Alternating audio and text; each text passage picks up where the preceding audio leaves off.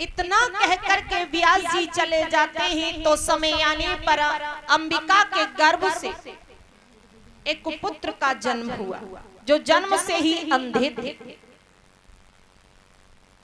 उनका नामकरण संस्कार करवाया गया तो उनका नाम धृतराष्ट्र रखा गया। उन्हें जन्मांध भी कहने लगे। अंबालिका के गर्भ से भी एक पुत्र का जन्म हुआ, जिन्हें जन्म से ही पीलिया रोग था। उनका नामकरण संस्कार हुआ तो उनका नाम पांडु रखा गया और दासी के पुत्र का नाम विदुर रखा गया। इस तरह से ये तीनों के नामकरण संस्कार हुए। धीरे धीरे समय गुजरने लगा। नियम के अनुसार तो धृतराष्ट्र जी बड़े थे और उन्हीं को राजा बनना था, लेकिन अंधे होने के कारण उन्हें राजा नहीं बनाया गया और मजबूरी में छोटे पुत्र पांडु को हस्तिनापुर का राजा बनाया गया। धीरे धीरे समय गुजरने लगा। गांधार नरेश सुबल की पुत्री गांधारी जी से धृतराष्ट्र जी का विवाह हुआ। उसके बाद महाराज पांडु का पहला विवाह कुंती के साथ हुआ और दूसरा विवाह उनका मातृ के साथ हुआ। धीरे धीरे समय गुजरने लगा तो एक समय गांधारी जी के महलों में व्यास जी का आगमन हुआ। तो गांधारी जी ने व्यास जी की बहुत सेवा की। सेवा से प्रसन्न होकर के व्यास जी ने कहा कि आप हमसे कुछ मांग लीजिए। तो गांधारी जी ने 101 संतान होने का वरदान मांगा। तो व्यास जी यही वरदान देकर करके चले जाते हैं। समय आने पर गांधारी जी के गर्भ से एक मांस का गोला पैदा हुआ। गांधारी जी उसे फेंकने के लिए चली तो आकाशवाणी हुई कि इसे फेंको नहीं, आप इसको ऊपर जल छिड़केंगी तो इसके 101 टुकड़े हो जाएंगे। उन 101 टुकड़ों को 101 कुंड बनवा करके प्रत्येक कुंड में एक टुकड़ा रख के घी से भरवा के ढकवा दे। 5 साल के बाद जब आप उन कुंडों को खोलेंगी तो 101 संतान आपको प्राप्त हो जाएगा। ऐसा ही किया। 101 कुंड बनवा करके प्रत्येक कुंड में एक एक टुकड़ा रख के घी से भरवा के ढकवा दिया। इधर महाराज पांडु के घर में भी कोई संतान नहीं, क्योंकि महाराज पांडु को एक हिरणी का श्राप लगा हुआ था। तो कुंती ने कहा कि महाराज मैं ऐसे मंत्र जानती हूं कि उन मंत्रों के आवाहन से किसी भी देवता को बुला सकती और अपने घर में भी संतान हो सकती है। उसी समय जब ये कहा तो आज्ञा दे दी महाराज पांडु ने। जब आज्ञा दे दी तो सबसे पहले कुंती जी ने धर्मराज जी का आवाहन किया। तो धर्मराज जी की कृपा से एक पुत्र हुआ जिसका नाम युधिष्ठिर रखा गया। उसके बाद वायुदेव का आवाहन किया तो वायुदेव की कृपा से भी एक पुत्र हुआ जिसका नाम भीम रखा गया। उसके बाद कुंती जी ने इंद्रदेव का आवाहन किया तो इंद्रदेव की कृपा से भी एक पुत्र हुआ जिसका नाम अर्जुन रखा गया। जब 3 पुत्र कुंती के हो गए तो महाराज पांडु की जो दूसरी पत्नी थी माद्री, उन्होंने कहा कि बहन यदि आप ये मंत्र हमें भी बता दें तो हमारे गर्भ से भी संतान हो सकती है। तो कुंती ने उन्हें अश्वनी कुमारों के मंत्र बताए। तो अश्वनी कुमारों की कृपा से माद्री के गर्भ से 2 पुत्र हुए, नकुल और सहदेव। ये महाराज पांडु के 5 पुत्र पांडव कहलाए। इधर 5 साल बीत जाने पर और गांधारी जी ने उन 101 कुंडों को खुलवाया तो उन सब से 101 संतान प्राप्त हुई, जिसमें 100 पुत्र और 1 बेटी हुई। बेटी का नाम दुश्शला रखा गया और सबसे बड़े पुत्र का नाम दुर्योधन और सबसे छोटे पुत्र का नाम दुशासन रखा गया। ये महाराज धृतराष्ट्र जी की 100 पुत्र कौरव कहलाए और महाराज पांडु के 5 पुत्र पांडव कहलाए। एक ही आंगन में 105 पुत्र और एक बिटिया धीरे धीरे बड़े होने लगे। इन सब में सबसे ज्यादा शक्तिशाली थे भीम, और सबसे ज्यादा भोजन भी भीम ही किया करते थे, और दुर्योधन और भीम की एक पल भी नहीं बनती थी। इसी बीच उसी श्राप के कारण महाराज पांडु की मृत्यु हो गई। जब महाराज पांडु की मृत्यु हो गई तो महाराज पांडु की दूसरी पत्नी माद्री अपने पति के साथ ही सती हो गई। तो मजबूरी में अंधे धृतराष्ट्र जी को ही हस्तिनापुर का राजा बनाया गया। इसी बीच गांधारी जी अपनी 101 संतान को लेकर के अपने पीहर चली गई, और इसी बीच कुंती अपने 5 पुत्रों को लेकर के अपने पीहर चली गई। उनके जाने के पश्चात धृतराष्ट्र जी एक दासी की संगत में पड़ गए। तो दासी के गर्भ से एक पुत्र हुआ जिसका नाम युयुत्स पड़ा। युयुत्स को दुर्योधन ने दासी पुत्र होने के कारण कभी अपना भाई माना ही नहीं, और हमेशा उसका अपमान किया। यही कारण था कि महाभारत के युद्ध में युयुत्स कौरवों के साथ नहीं बल्कि पांडवों के साथ थे, क्योंकि पांडवों ने वो भाई जैसा सम्मान दिया, कभी उनका अपमान नहीं किया, भले ही दासी पुत्र क्यों ना हो।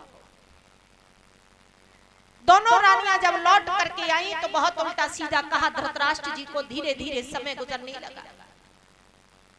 तो एक समय एक ही बगिया में 105 पुत्र खेल रहे थे। 100 पुत्र ये कौरव वृक्ष पर चढ़े हुए थे, पांडव नीचे खेल रहे थे। तो दुर्योधन भीम को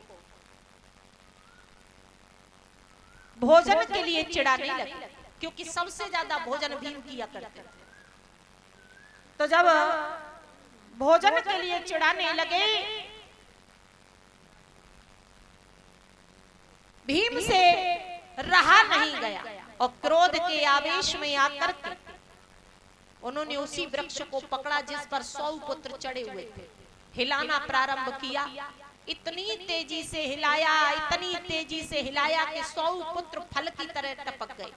एक भी ऐसा ना बचा जिसे चोट ना लगी हो।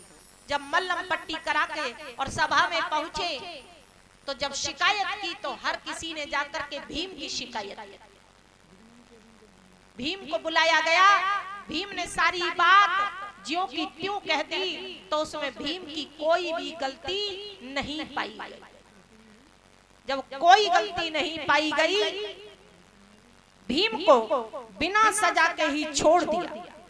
जब बिना सजा के छोड़ दिया, ये बात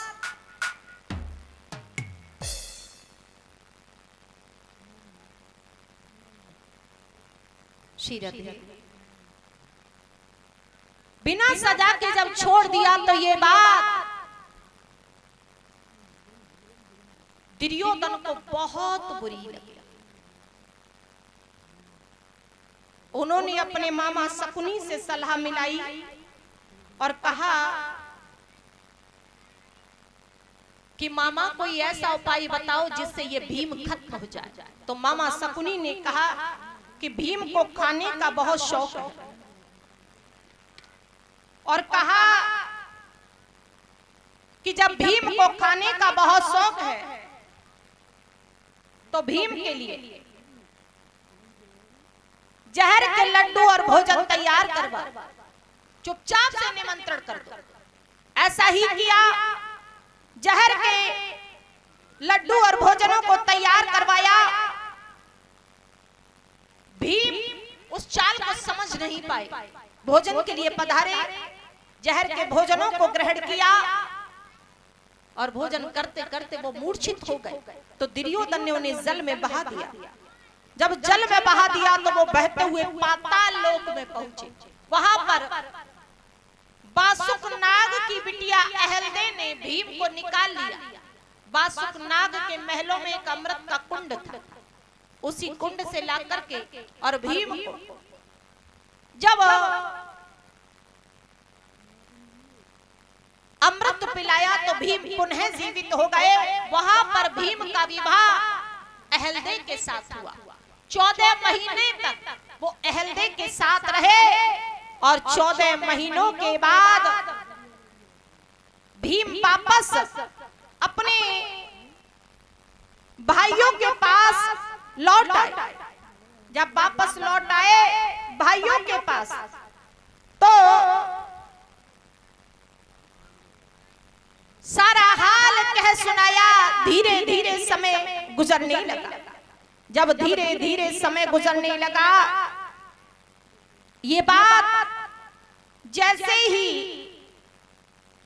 दुर्योधन को मालूम हुई कि भीम पुनः जीवित हो गए, तो मामा शकुनी से सलाह मिलाई कि मामा ये तो फिर से जीवित हो गया, अब क्या करें। तो मामा शकुनी ने कहा कि इनके लिए अब अलग महल तैयार करवाओ। जब ये अलग रहेंगे तो मारने में बड़ी आसानी होगी, और एक साथ रहेंगे तो मारने में बड़ी कठिनाई होगी। तो एक अलग महल तैयार करवाया। वर्णपुर में 1 लाख का बड़ा सुंदर महल तैयार करवाया और कहा कि पांडव वर्णपुर के महलों में रहेंगे। लेकिन ये बात विदुर जी को ठीक नहीं लगी। विदुर जी ने विचार किया कि दुर्योधन इतना बेईमान, इतना दुष्ट है, इतनी आसानी से इतना सुंदर महल दे नहीं सकता, और यदि दिया है तो उसमें कोई ना कोई कारण जरूर है। उन्होंने द्वारिकाधीश श्री कृष्ण की सहायता से वर्णपुर के महल के अंदर से एक सुरंग बनवा दी, और वो सुरंग शरणवन की तरफ होकर के जाती थी। पांडव निश्चिंत होकर के उन महलों में रहने लगे। तो एक दिन रात्रि के समय दुर्योधन ने उन महलों में आग लगवा दी। वही हुआ जिसका डर था विदुर जी को। जब महलों में आग लगवा दी तो पांडव उसी सुरंग से होकर के और बाहर निकल गए। जब सुरंग से होकर के बाहर निकल गए, महल जल करके राख हो गया। तो दुर्योधन ने जब महल की हालत को देखा तो बड़े प्रसन्न हुए कि पांडव तो बचे ही कहां होंगे। तो सबके सामने फूट फूट के रोते और अकेले में उतने ही खुश होते। इधर पांडव शरण वन में कष्टों को झेलने लगे। तो उसी वन में भीम ने हिडम्बासुर नामक राक्षस का वध किया, और हिडम्बी के साथ में भीम का गंधर्व विवाह हुआ, जिसके द्वारा एक पुत्र हुआ जिसका नाम घटोत्कच पड़ा। इधर मैया कुंती अपने 4 पुत्रों को लेकर के और जब 4 पुत्रों को लेकर के आगे बढ़ जाते हैं चंदन नगर की तरफ, कुटिया बना करके ब्राह्मण भेष धारण करके जीवन यापन करने लगे। भीम भी लौट करके वापस आ गए। धीरे धीरे समय गुजरने लगा। जब समय गुजरने लगा तो इसी बीच पांचाल नरेश महाराज द्रुपद की एक बिटिया द्रौपदी थी, जिनके स्वयंवर की तैयारी हुई। उस स्वयंवर में एक शर्त रखी गई कि जो कोई भी तेल की कढ़ाई में देख करके चक्र में घूमती हुई मछली की बाईं आंख को वेद देगा, द्रौपदी जी उसी के गले में बरमाला पहनाएगी। अनेक देश के राजा एकत्रित हुए उस स्वयंवर में। जब अनेक देश के राजा एकत्रित हुए उसी स्वयंवर में ये 5 पांडव भी ब्राह्मण भेष धारण करके पधारे। उस स्वयंवर में द्वारिकाधीश श्री कृष्ण भी पधारे। कर्ण, भीष्म पितामह, कई योद्धा पधारे, लेकिन कोई भी शर्त पूरी नहीं कर पाए। कर्ण उठे तो लोग कर्ण की जय जयकार करने लगे। उसी जय जयकार को सुनकर के उसी सभा में एक सभासद कहने लगे कि हम मानते हैं कि कर्ण महान योद्धा है, लेकिन क्या किसी को पता है कि इनका कौन सा कुल है, कौन सा गोत्र है? बिना कुल और गोत्र के जाने बेटी का विवाह हो सकता है? कर्ण मौन हो गए, चुपचाप बैठ गए। अब भीष्म पितामह उठे, तो जैसे ही भीष्म उठे तो भीष्म जी के सामने शिखंडी पड़ गए। शिखंडी को देखते ही भीष्म पितामह को याद आ गया कि जब हमें विवाह करना ही नहीं तो हम ये शर्त पूरी क्यों करें? ऐसी गलती हमने पहले भी की जिसके कारण अंबा को जल करके राख होना पड़ा था। ऐसी गलती हम दोबारा नहीं दोहराएंगे। भीष्म पितामह मौन होकर के बैठ गए। अब सभा में शांति छा गई तो द्वारिकाधीश श्री कृष्ण ने पांडवों को पहचान लिया तो अर्जुन की ओर इशारा किया कि अर्जुन अब क्या देख रहे हो, उठो। आज्ञा को पाते ही अर्जुन उठे और देखते ही देखते उन्होंने मछली की वाई आंख को वेध दिया तो द्रौपदी जी ने उनके गले में वरमाला पहना दी। लेकिन ये बात महाराज द्रुपद को अच्छी नहीं लगी कि क्षत्रियों के होते हुए हमारी बेटी ब्राह्मण कुल में जाए। उनका मन खिन्न हो गया, मन ठीक नहीं था। कुछ क्षत्रिय तो यहां तक कहने लगे कि जैसे ही ये ब्राह्मण द्रौपदी को लेकर के बाहर निकलेंगे और वैसे ही हम द्रौपदी जी को छीन लेंगे। वही हुआ जिसका डर था सभी को। जैसे ये पांडव द्रौपदी को लेकर के बाहर निकले, सभी क्षत्रिय एक साथ टूट पड़े। तो वहां पर द्वारिकाधीश श्री कृष्ण ने उनकी मदद की, जिससे वो सबको परास्त करके अपनी कुटिया पर पधारे। तो भीम ने आवाज लगाई कि माँ देखो आज हम दान में लेकर के क्या आए हैं। माँ ने बिना देखे ही कह दिया कि जो भी लाए हो वो आपस में पांचों भाई बांट लो। जैसे ये कहा कि आपस में पांचों भाई बांट लो, तो भीम अंदर गए और माँ को बाहर लेकर के आए। जब ये कहा कि देखो माँ लाए क्या है, तो माँ ने कहा कि कोई बात नहीं, आज से ये तुम पांचों की पत्नी है। उसी दिन से द्रौपदी जी पांचाली कहलाने लगी। बोली गोविंद भगवान की जय। धीरे धीरे समय गुजरने लगा। जब समय गुजरने लगा तो इधर द्वारिका